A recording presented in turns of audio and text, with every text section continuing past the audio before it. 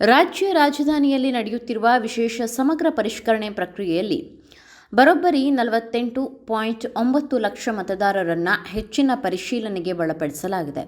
ಇದು ಬೆಂಗಳೂರಿನ ಒಟ್ಟು ಮತದಾರರ ಪೈಕಿ ಶೇಕಡಾ 47.8ರಷ್ಟಿದ್ದು, ವಿವರಗಳನ್ನು ದೃಢೀಕರಿಸದಿದ್ದರೆ ಅಂತಿಮ ಮತದಾರರ ಪಟ್ಟಿಯಿಂದ ಹೆಸರು ಕೈಬಿಡುವ ಸಾಧ್ಯತೆ ಇದೆ. ಆದರೆ ಸದ್ಯಕ್ಕೆ ಯಾರ ಹೆಸರನ್ನು ಪಟ್ಟಿಯಿಂದ ತೆಗೆದುಹಾಕಿಲ್ಲ ಎಂದು ಚುನಾವಣಾ ಅಧಿಕಾರಿಗಳು ಸ್ಪಷ್ಟಪಡಿಸಿದ್ದಾರೆ. ಬೆಂಗಳೂರು ನಗರದ 28 ವಿಧಾನಸಭಾ ಕ್ಷೇತ್ರಗಳಲ್ಲಿ ಒಟ್ಟು 1.3 ಕೋಟಿ ಮತದಾರರಿದ್ದು, 54.97 ಲಕ್ಷ ಮತದಾರರ ವಿವರಗಳು ಯಶಸ್ವಿಯಾಗಿ ಡಿಜಿಟಲೀಕರಣಗೊಂಡಿದೆ.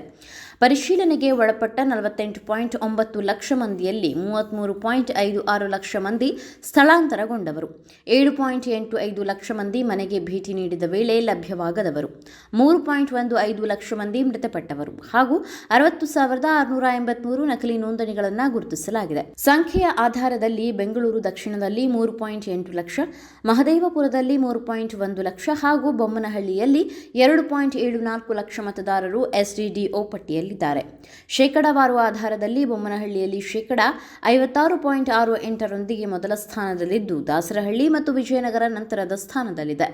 ಮತದಾರರಿಗೆ ತಮ್ಮ ಅರ್ಹತೆಯನ್ನು ದೃಢೀಕರಿಸಲು ಹಾಗೂ ಅಗತ್ಯ ದಾಖಲೆಗಳನ್ನು ಸಲ್ಲಿಸಲು ಇನ್ನೂ ಅವಕಾಶವಿದೆ. ದಾಖಲೆಗಳನ್ನು ಸಲ್ಲಿಸದಿದ್ದರೆ ಮಾತ್ರ ಅಂತಿಮ ಪಟ್ಟಿಯಿಂದ ಹೆಸರು ಕೈಬಿಡುವ ಪ್ರಕ್ರಿಯೆ ನಡೆಯಲಿದೆ. ರಾಜಕೀಯ ಪಕ್ಷಗಳು ತಮ್ಮ ಕ್ಷೇತ್ರದ ಪಟ್ಟಿಯನ್ನು ಪರಿಶೀಲಿಸಿ ಆಕ್ಷೇಪಣೆಗಳಿದ್ದರೆ ಸಂಬಂಧಪಟ್ಟ ಅಧಿಕಾರಿಗಳಿಗೆ ಸಲ್ಲಿಸಬಹುದು.